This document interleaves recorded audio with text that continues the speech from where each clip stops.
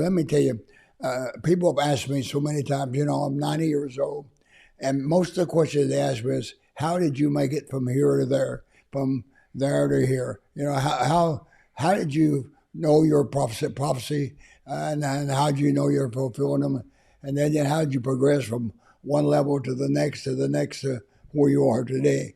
And this is a question that a lot of people ask me, and it's according to where I want to go with it.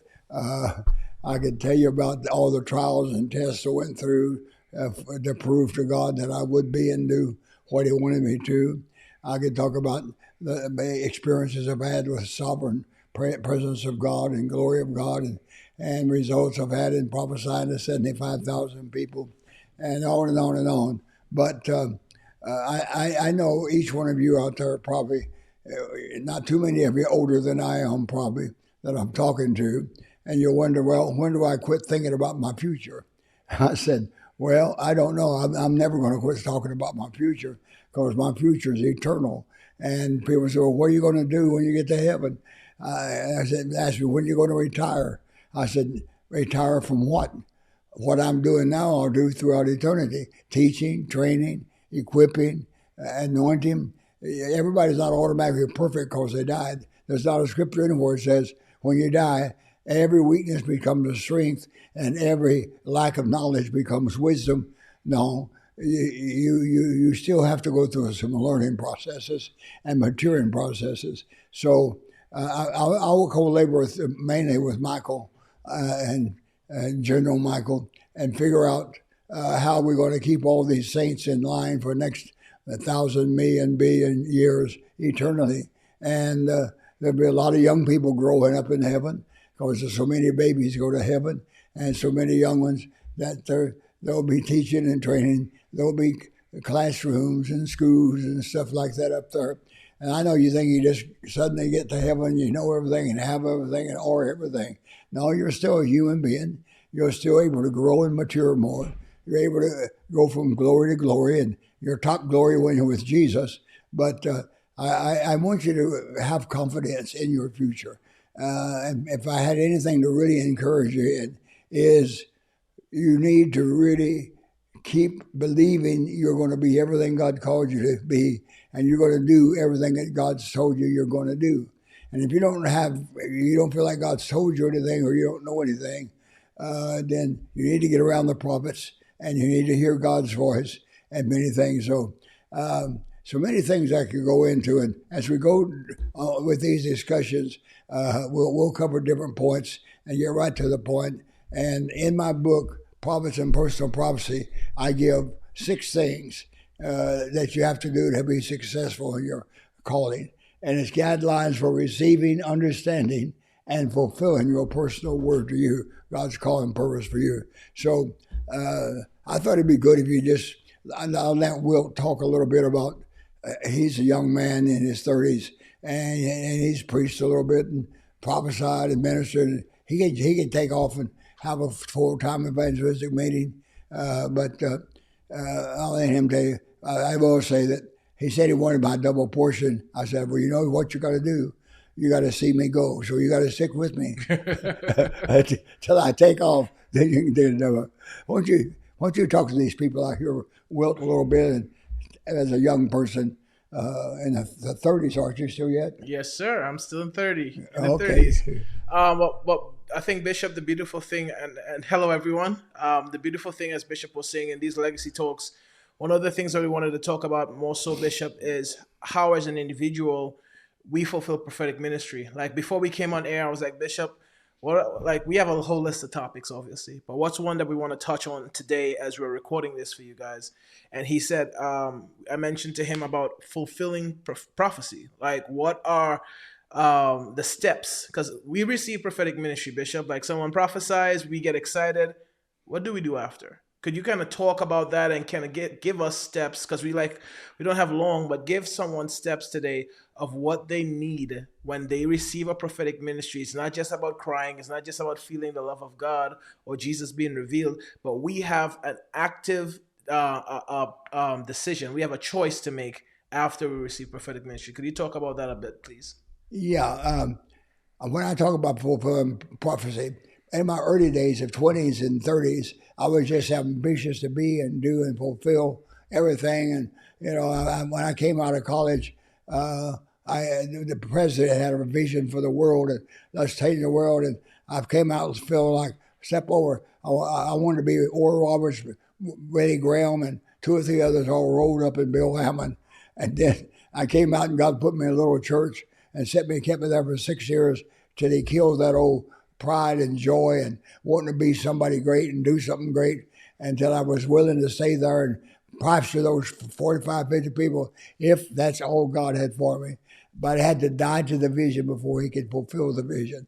And then God started teaching me about he's more interested in making the man than the ministry. And I took a while, it took several years that to soak in fully. But then I wrote the book in Highest Calling, where I bring that out, that God's most interested and the highest desire is that we be conformed to the image and likeness of his son, Jesus Christ, according to Romans 28:29. And so I went through a lot of discouraging times. I was out of full-time pulpit ministry twice for 2 or 3 years because of situations and circumstances. One, my wife was in an accident, and we had to stop traveling because she couldn't travel. She just couldn't even pick up something on it. She crushed the third, fourth, and fifth thoracic vertebrae, and then she got pregnant, and I went through it. But in my book, Highest Calling, I talk about all the things I went through. But when I realized God was more interested in me, Bill Hamon, as being a son and conformed to the image of his likeness, that he was me to be the greatest prophet or apostle, 1 million to the Lord, that's secondary. Firstary is learning to be like Jesus and let him conform you. But I didn't know that then, so I just went through a lot of discouraging and hopelessness, but I just kept believing. I just didn't quit. Don't quit. Don't give up. Regardless how hopeless, helpless it looks like there's no future for you. Everything's gone. It's goodbye, old world, goodbye. Stick with it, and you'll come out victorious. I've gone through some horrible times of disappointment, discouragement.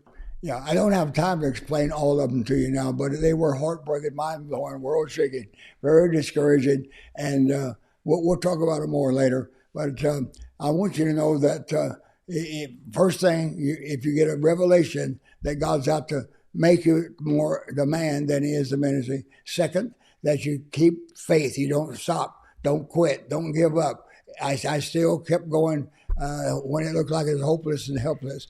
And then just keep ministering. And you think, well, I mean, I had prophecies that I thought, how in the world that could ever be? And even, I know Wilt's going through that now. You have some prophecies now that you're wondering how they're ever going to be fulfilled. I think, Bishop, remember, I think it was maybe 2 years ago, we were having a conversation and I was telling you, I said, Bishop, like, I feel like God has given me all these prophetic words that are big and huge, but I'm just here. I'm just here at CI. I'm the media guy, and it seems like nothing's happening. It's just mundane. And I think you turned to me and you said, but Wilt, you're with me. That's supposed to mean something. That means God has something in store for you. And it was a humbling moment. It was a humbling moment for me because I began to realize that, hey, God has positioned me despite what I'm doing with one of the generals of the faith. And even though life was mundane and the prophetic word didn't seem like it was going to happen, God was working on different things within my heart, within me, before I could get to that place where I could launch forward, fulfill what it was. Yeah. So how did you, when we did the highest calling, did some of those truths help you go through some of what you had to go through? Yeah, I think, and okay, guys, so you're looking at me here. I'm in the studio, so when Bishop looks like that, he's looking at me. Yeah. He's supposed to look at the TV, but we're gonna roll with it. All right, so I can see you here. Yeah, you can see me there now. Okay. I think, Bishop, one of the highest calling to me, like I've read pretty much all your material, all your books. The highest calling is my favorite because it talks about the character of the individual. It talks about the process of the individual. It talks about Romans chapter 8, verse 29, 28 and 29. It talks about, all things work together for good for those who are called by God. And so that we went through it. Was it like a year or two of this, going through that teaching, preparing that? We recorded it. We did a class with it.